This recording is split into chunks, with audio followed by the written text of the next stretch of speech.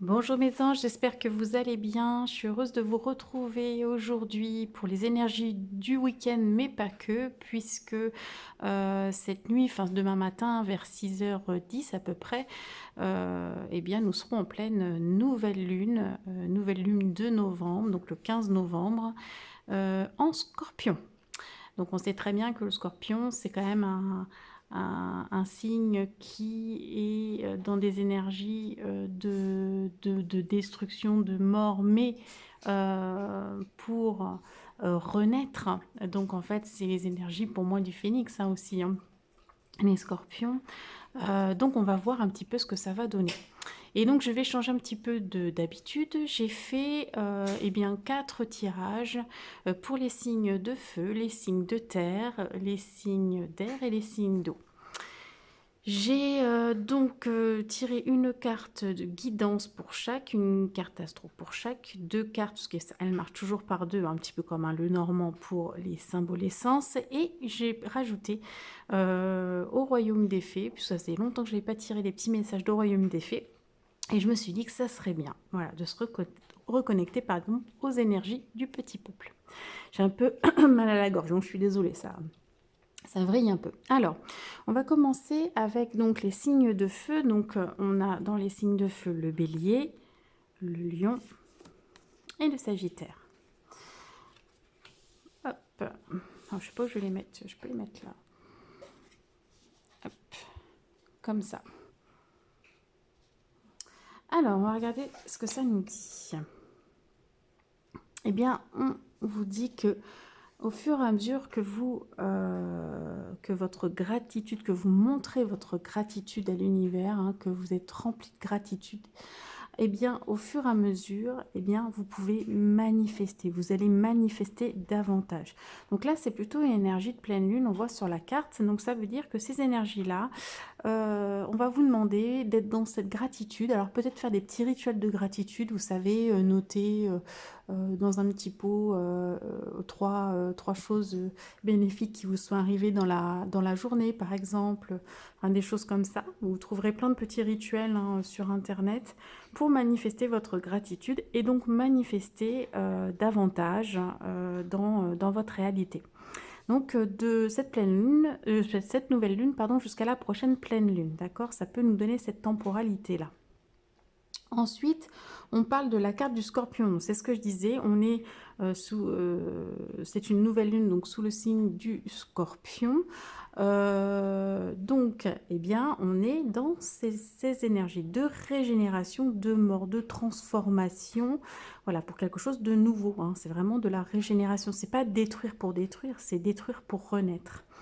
Donc voilà, donc on est vraiment là-dedans. On peut...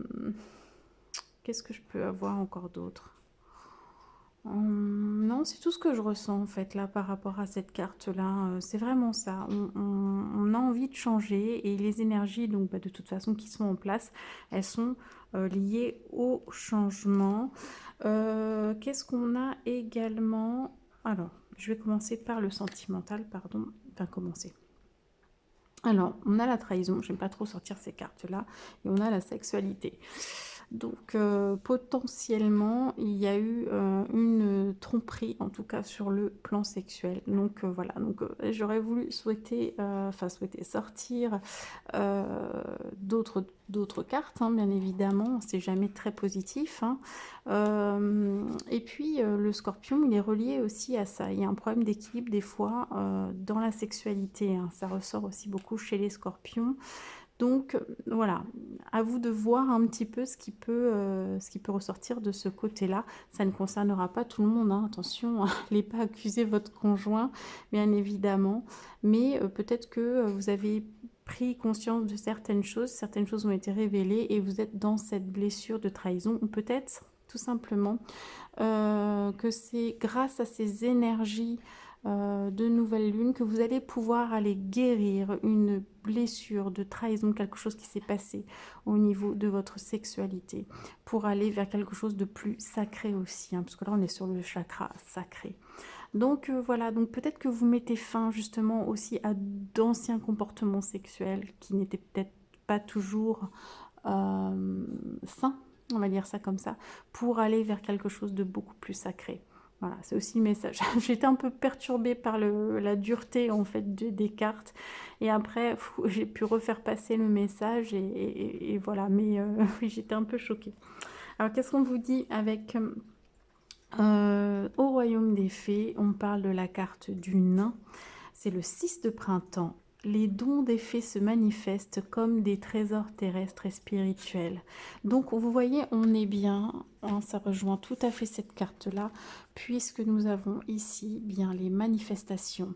Donc, il y a bien quelque chose qui arrive pour vous, quelque chose que vous désiriez et qui va se manifester là dans les 15 jours à venir à peu près. Hein, voilà, hein, jusqu'à la prochaine pleine lune. Donc, voilà pour les lions, les béliers, les sagittaires, donc les signes de feu. Alors, je vais ramasser ces cartes-là. Et donc, on va passer aux signes de terre. Donc, les signes de terre, pardon, sont les taureaux, les vierges et les capricornes. Donc, je vais remettre comme ça. Taureau, vierge, capricorne. Je suis en train de tout... je vais faire un strike, vous allez voir. Tout est en équilibre. Voilà, comme ça. Alors, on vous dit quoi pour vous? Alors, on vous dit qu'il y a un plan divin et que tout est parfait. Même si c'est difficile en ce moment, c'est qu'il y a des choses qui doivent peut-être encore mûrir, vous savez. Peut-être qu'il y a des choses où ce n'est pas encore le bon timing. Mais le timing divin, il est parfait, d'accord? Donc peut-être que vous n'avez pas encore tous les éléments pour vous permettre d'avancer. Mais on vous parle de la maison 5. Et la maison 5, c'est aussi tout ce qui touche à la création, à la manifestation des désirs, à l'art, bien évidemment, à tout ce qui est aussi donc plan amoureux. Et puis, tout ce qui est procréation, hein, on a le petit accoufange dans l'œuf, c'est pas pour rien. Donc voilà, donc on est vraiment dans ces énergies de création ou de procréation. C'est-à-dire qu'on a peut-être le projet de faire un bébé, hein, ça peut être ça, ou alors un autre projet, et peut-être qu'effectivement, en ce moment, ça piétine, on le sait tous pourquoi, je vais pas revenir dessus, je n'ai pas tellement envie d'en parler. Euh, mais en tout cas, on vous dit, vous inquiétez pas. Si les choses ne se mettent pas en place tout de suite, c'est qu'il y a une raison, d'accord? Donc, cultivez, avancez, faites ce que vous pouvez. Et puis après, quelque part, lâchez prise parce que ça ne sert à rien. Il y a de toute façon, ça arrivera quand ça devra arriver, d'accord? Mais en tout cas, peaufinez votre projet si vous avez un projet. Travaillez bien dessus, voilà, ça vous donne aussi plus de temps peut-être pour faire les choses correctement, d'accord? Donc, c'est important. Au niveau des énergies sentimentales relationnelles, on a tout simplement l'amour, donc tout va bien. Et puis, il va falloir faire preuve d'initiative, mettre une action en place aujourd'hui au niveau sentimental, enfin aujourd'hui, demain, dans les jours à venir, avec les énergies de la nouvelle lune, hein, qui dure, je vous rappelle, environ 3 jours avant, 3 jours après, mais plutôt là dans les 3 jours après. Il y a quelque chose à poser en fait, hein. Donc l'amour est là, il n'y a pas de souci, mais par contre ça manque peut-être un petit peu d'action, voilà. Donc on va vous demander de prendre des initiatives dans le domaine amoureux. Eh bien pour au royaume des fées, nous avons la carte 13, la marraine fée, c'est la 13 d'hiver, pardon. Des forces célestes vous font un signe magique, donc vous allez certainement avoir des synchronicités, hein, par rapport à tout ça pour vos projets et peut-être dans le domaine amoureux également. Donc voilà, donc c'est pas mal du tout, hein. C'est un très beau tirage pour vous. Les signes de terre, je rappelle, donc taureau, vierge et capricorne. Hop, je ramasse. Alors maintenant, les signes d'air, les signes d'air, les signes d'air. On a les gémeaux, les balances et les verseaux.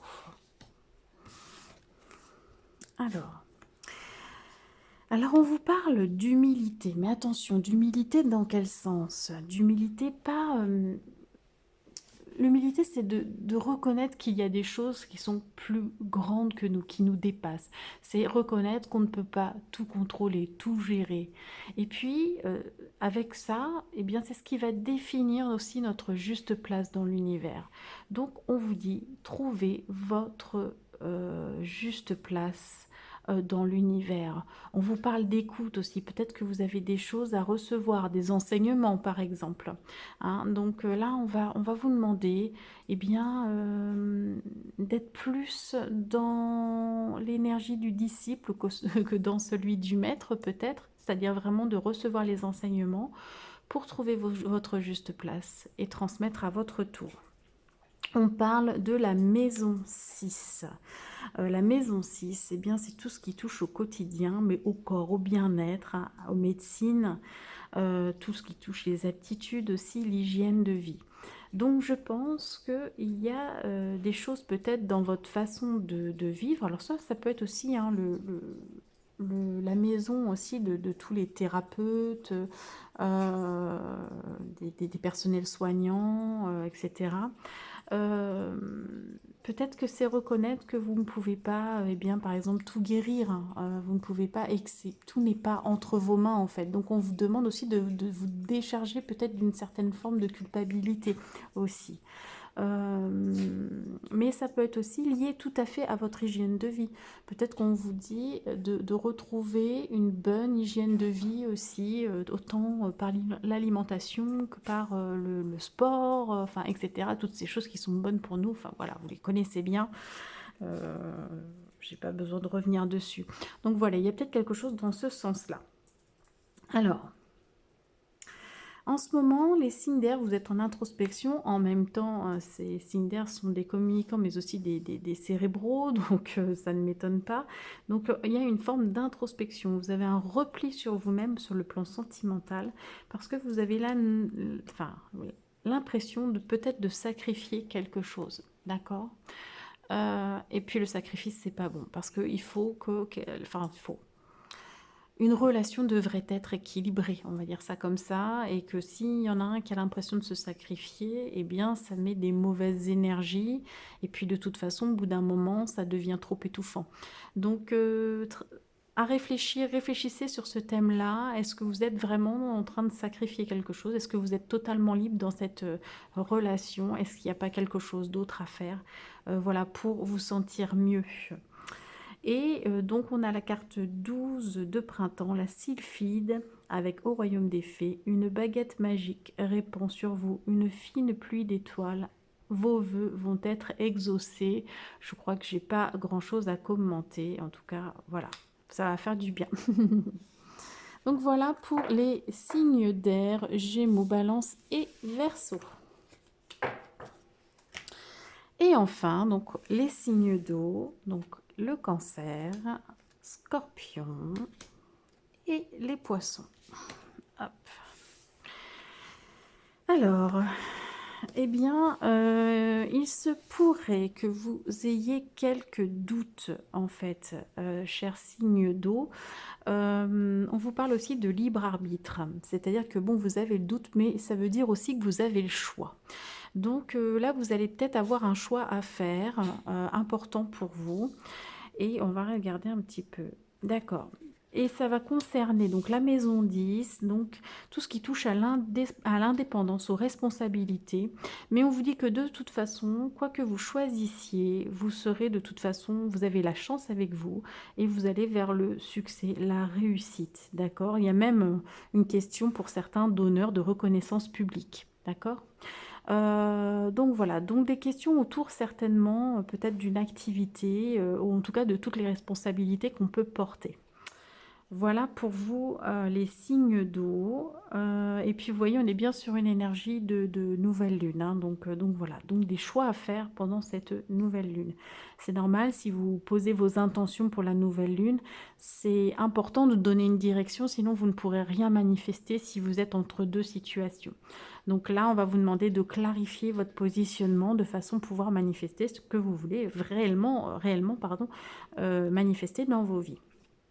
Alors, on va vous parler sur le plan sentimental de communication. Alors là, ça va être plutôt de la communication verbale, mais vous voyez, c'est une bouteille à la mer, donc ça veut dire que on communique, mais vraiment dans le but d'aller aider,